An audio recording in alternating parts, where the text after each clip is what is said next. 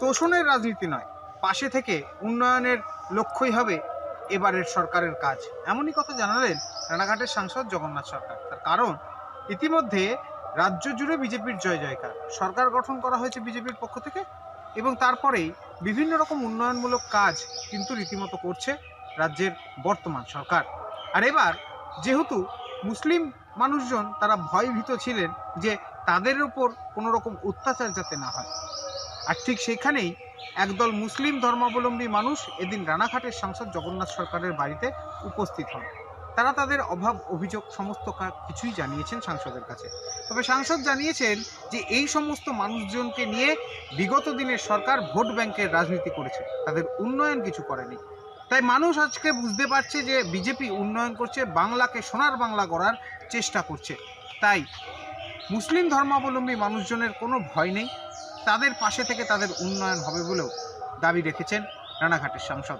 সব মিলিয়ে তারা এখন বিজেপির উন্নয়নে কাঁধে কাঁধ মিলিয়ে সোনার বাংলা করার লক্ষ্যে মুসলিম সমাজে যে এগিয়ে আসছে তার বার্তাও দিয়েছেন রানাঘাটের সাংসদ।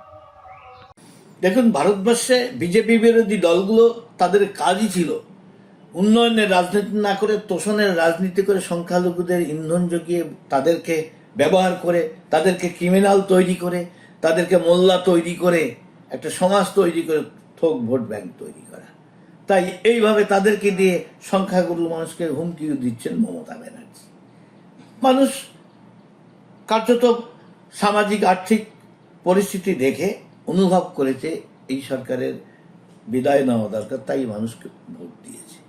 তাই মুসলিম সমাজ এখন আমাদের সঙ্গেই থাকবে, কারণ বুঝে গেছে ভুলভাবে পরিচালিত করে তারা অসামাজিক কাজকর্মের সঙ্গে অনেকে জড়িয়ে পড়েছে।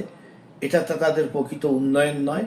উন্নয়ন করতে গেলে মোদিজির সবকা সাথ সবকা বিকাশের পলিটিক্স করতে হবে। আমরা অ্যাকচুয়ালি এসেছিলাম মুসলমান সম্প্রদায়ের একটা প্রোগ্রাম নিয়ে, যেটা হলো আমাদের ইচ্ছা হলো আমাদের বর্তমান যে সোশ্যাল মিডিয়ায় যেভাবে ছড়াচ্ছে তাতে আমরা ভীতি সন্ত্রস্ত হয়ে পড়েছি।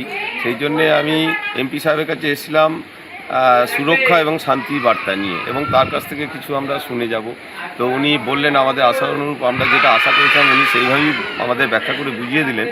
আর আমি আমাদের মুসলমান সম্প্রদায়ের কাছে বলবো যে বর্তমানে যা পরিস্থিতি যা চলছে তাতে করে বা আমরা যা বুঝি আমরা বিগত দিনে যেভাবে কুরবানি দিয়ে এসেছি ওপেনলি, সেগুলো থেকে সজাগ থাকতে হবে, বা যাতে মানুষের মধ্যে একটা বিরূপ প্রতিক্রিয়া না সৃষ্টি হয় সেই দিকটা খেয়াল রাখতে হবে।